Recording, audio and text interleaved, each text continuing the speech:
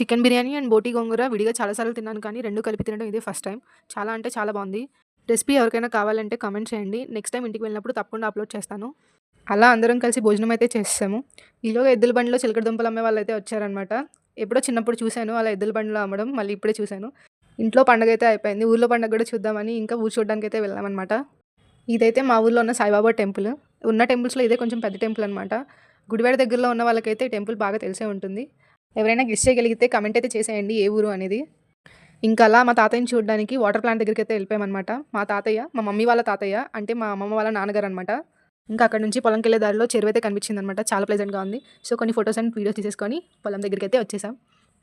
ఇంకా ఊరంతా తిరిగేసి ఇంటికి వెళ్లి పడుకుందాం అనుకుంటే మా తమ్ముడు వాళ్ళైతే షటిల్ బ్యాట్స్ అయితే తీసుకొచ్చారు. ఇంకా వాటిని చూసాక ఆడకుండా ఎలా ఉంటాం. ఇంకో పక్క మా మమ్మీ వాళ్ళు పిండి వంటల ప్రోగ్రామ్ అయితే స్టార్ట్ చేసేసారు. సో, ఇంకా మేము కూడా వెళ్ళి ఒక చెయ్యి అయితే వేసామనమాట. అలా రంగు ముగ్గులతో స్టార్ట్ చేసి పిండి వంటలతో అయితే డేని ఫినిష్ చేశారు. మళ్ళీ కనుమ రోజు వీడియోతో కలుద్దాం. Thank you for watching. Bye bye.